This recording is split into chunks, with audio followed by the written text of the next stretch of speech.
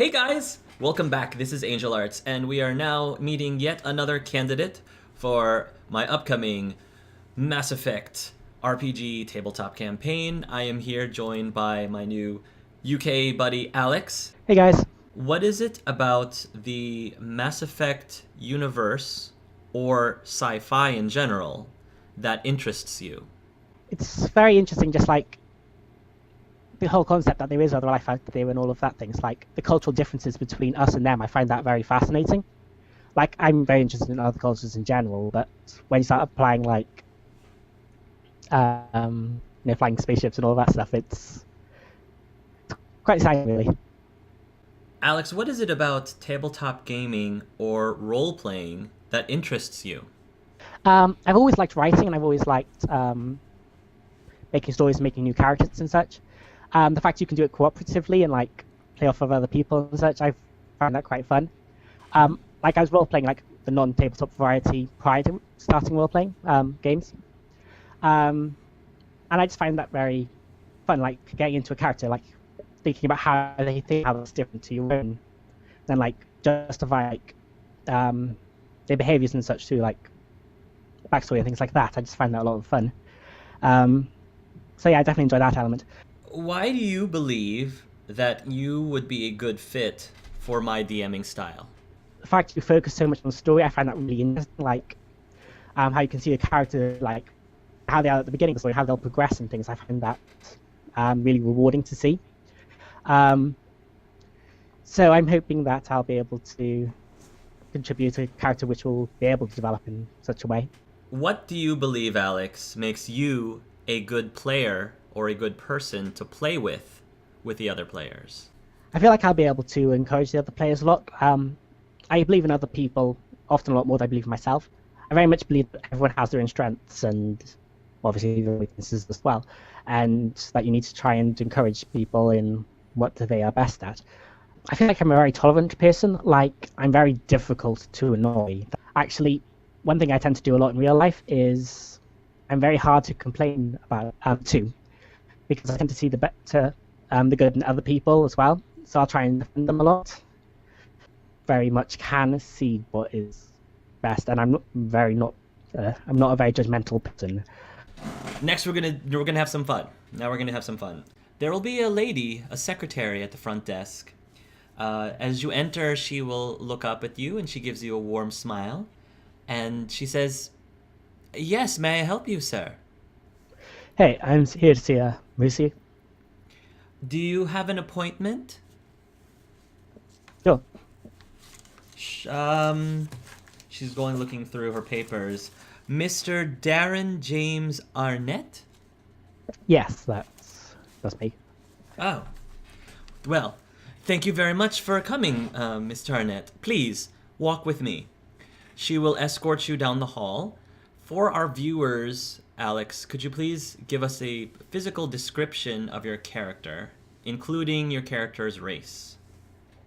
Okay, my character is human. He's quite short, and he's not very broad. He's kind of on the scrawny side, to be honest. One fact which is quite interesting about him, I suppose, he's got grey hair, despite the fact he's relatively young. He's got quite pale skin, and tends to walk around like he owns the place.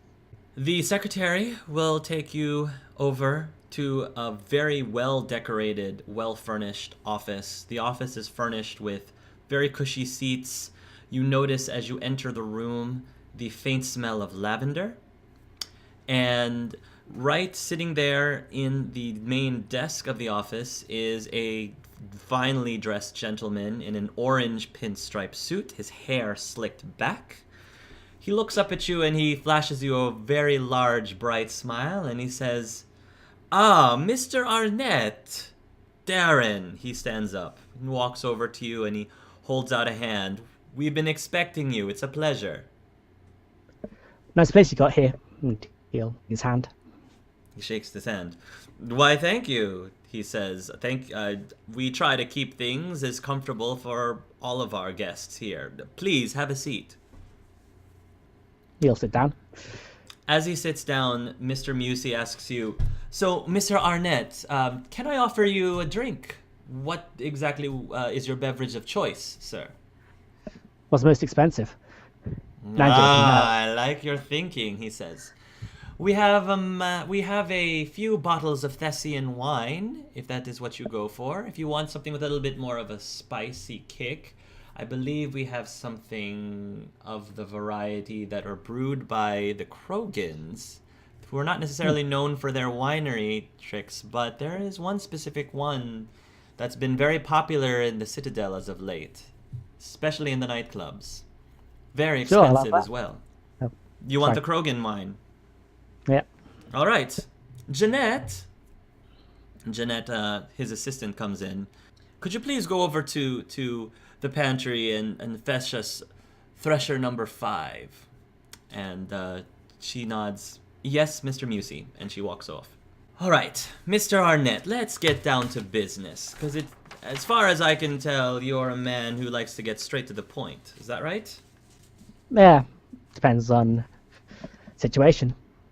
I'm looking through your papers here, and currently you're in the military, but you used to be a part of a very infamous organization of sorts. Do you think you could explain that to me? I open doors for a living. And some say that your organization was more of a gang than a business corporation. Yeah, but people say a lot of things. What made you then decide to leave that specific occupation and join the military instead? Seems like quite a change. Have you seen the uniforms? Fair enough, he says. It says here that you also are very skilled in decryption. Well, you pick some things up when you know. At this point, that's when the lady comes back and she has a tray with a wine glass.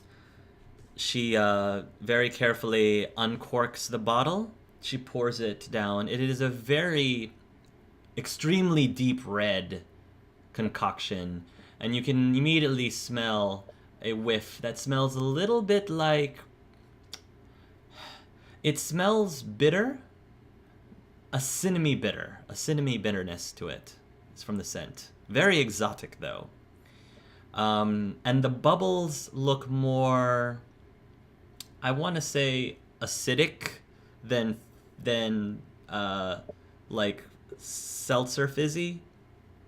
So he'll like do the usual thing, pretend he actually knows what he's doing. If you're used to drinking while you'll probably notice he hasn't got a clue. Okay. But, you know, He's acting as important as he can act. pretty much. Yeah. You take a sip. It hits you immediately. First of all, this thing is strong. This thing can probably knock you out if you finish the whole thing. It immediately warms you up very quickly. It doesn't burn, but it's definitely something that you could have on a very cold day and feel perfectly comfortable. A little more bitter than you are probably accustomed to when you're drinking wine, but it's not horrible. It's not horrible. What do you think? Mr. Musey asks you. Yeah, it's quite a vintage. Anyway, let's continue on. What specifically do you believe you can contribute to the crew and its ship? Well, apart from my stunning good looks, you know about my background. I don't really think I need to explain that. I'm very good at getting into places people rather I wouldn't be. And let's flip that question around, Mr. Arnett. What are you personally trying to get out of your experience with the crew? Looks like it could be a bit of fun. Change of pace. Military, too straight late for me. Really want to, experience some new things. Plus, the money's not bad. Allow me to next ask you a couple of hypothetical questions, if you will. Let's say that you are chosen and selected to become a crew member of this ship. Let us say that said ship ends up crash landing into a foreign planet, of which whose denizens and citizens nobody in the crew is specifically familiar with. Your ship is in need of very important repairs, but the only way that you can repair it is if you go out and look for some supplies. So you and your captain and some of your crew members armed crew members go off into the wilderness. While you're out there, you are attacked and held up by a group of bandits. A dozen of the bandits are Vorcha, half of which with pistols and the other half with assault rifles. There is one massive berserking Krogan with a shotgun, one Asari, who as far as you can tell is completely unarmed, and on the corner of your eye, you catch a sight of a small red dot that is now hovering right smack in the middle of your captain's forehead. What do you do? Well, I try and talk our way out of it. Getting into a fight's just going to result in the captain's death, and to be honest, I quite like living. You try to talk to them, so you're going to try to negotiate. They are demanding credits. What are you counter-offering? Or how are you trying to negotiate things? I'll say I'll give them credits. I won't tell them I will. You will offer yours and the crew's credit chips. Is that what you are essentially saying? Oh, I'm just going to tell them that's happening, sorry. I don't actually intend them. Okay.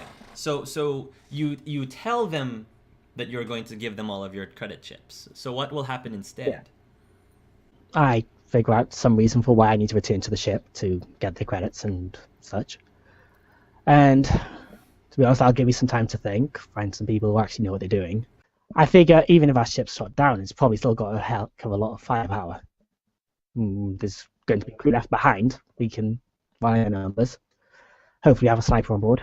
So you will go by yourself back to the ship to collect the credits? Is that what the...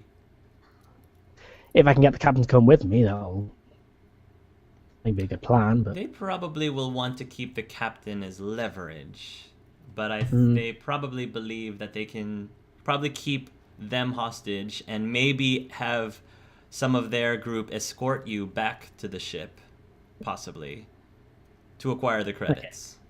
So let's say you are being escorted by the Asari and 2 of the Vorcha. The Asari and 2 of the armed Vorcha. The Asari is not armed, right? As far as you can tell, the Asari is not armed. So she's probably bionic then. We take her out first. Okay. Before you reach the ship, you will try to take her out. No, I think I'd go to the ship first, to be honest. 3-on-1 is not the best odds. You will go to the ship. I'm sure the few crew members that are still there will probably attempt to attack your escorts. Will you tell them to attack, or will you tell them to back down? Well, either way, I'm dead. So it's whether they attack straight away or we plan first. I'd prefer the latter. Sometimes you need to slow down and think things through, you know? They probably will ask you who these people are, so they probably won't attack outright. The crew will probably ask you who they are and what they're doing, what their business is. How would you respond? Tell me my new friends. Can you tell from the guns pointed at my back? For your safety, the crew will not attack and will allow you to do whatever it is that you're doing. So your ultimate plan is to give them the credits, to not give them the credits to the ship? What ultimately are you trying to do? Ultimately, trying to get backup. If it seems like there's nothing we can do, I would give them the credits rather than, die horrifically. Okay.